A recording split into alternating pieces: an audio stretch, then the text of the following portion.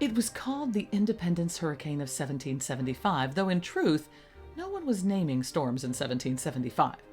To the colonists, it was simply the Great Storm. It began in the Caribbean, as many storms do, gathering unseen strength before sweeping northward. The first to feel its force were the coasts of North Carolina and Virginia. Diaries and town records speak of it as if it were a judgment from heaven. One Virginian wrote of how the very fields were shorn as if by a giant scythe. Cornstalks lay flat, tobacco plants torn up, barns scattered like children's toys. The winds grew so violent that mills were smashed and rivers swelled over their banks. Families clutched their children indoors while livestock broke free of pens and were swept away.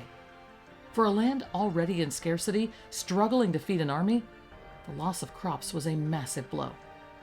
As news of the storm made its way north, so did the winds. Boston newspapers noted the destruction in Virginia and the Carolinas, and they compared it to earlier great storms that old men still remembered. But this storm, it seemed worse, more fierce, longer, and carrying an almost apocalyptic weight. At the same moment that Washington was calling councils of war outside Boston, families were binding rafters and praying for their roofs to hold. Ministers stood in pulpits and declared it was a warning against sin, a test of resolve. To some, it seemed no accident that this storm hit just as they had made the decision to rebel against the king. And yet, as destructive as the storm was in the colonies, its deadliest strike was yet to come, further north. The hurricane tore through the seas off Newfoundland, where hundreds of ships had gathered for the summer's great cod fishery. The timing was cruel. Eyewitnesses wrote of how ships were driven upon one another in heaps, masts shattering like matchsticks, men flung into the sea, others hurled onto rocks and torn apart within moments. The storm struck with such suddenness that there was no escape.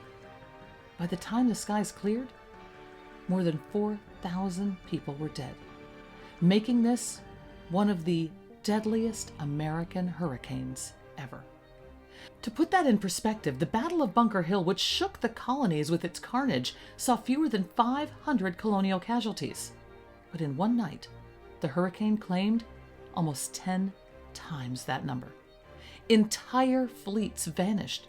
Communities were left widowed and fatherless. The cod fishery, the lifeblood of Newfoundland and a vital link in the Atlantic trade, was shattered. Now, this comparison was not lost on the colonists. For all the fear of British armies, nature had shown herself capable of devastation on a far greater scale.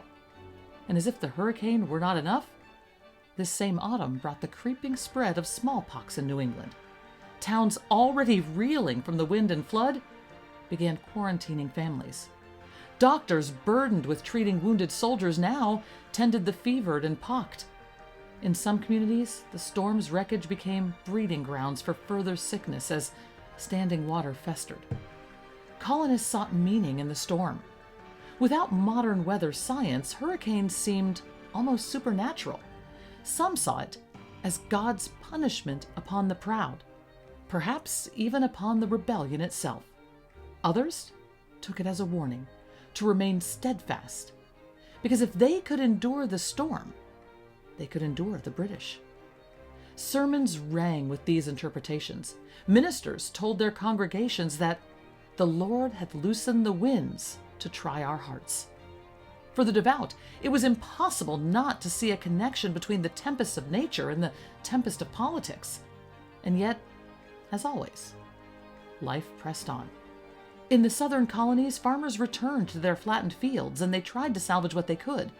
Some planted quick crops to replace what was lost. Others simply gathered the remnants and prayed that the winter would be mild. In New England towns, families rebuilt barns, mended roofs, and counted stores. Mothers preserved what apples, beans, and pumpkins they could for the cold season ahead. Even in Newfoundland, the survivors set about repairing boats and preparing for a season without the fathers and brothers who'd been taken. Because despite the deadly impact of the storm, the living had to move forward. If you've stayed with me through this tale, let me ask you a favor. Please subscribe below to this channel to make sure you get notified when the next story is ready for you.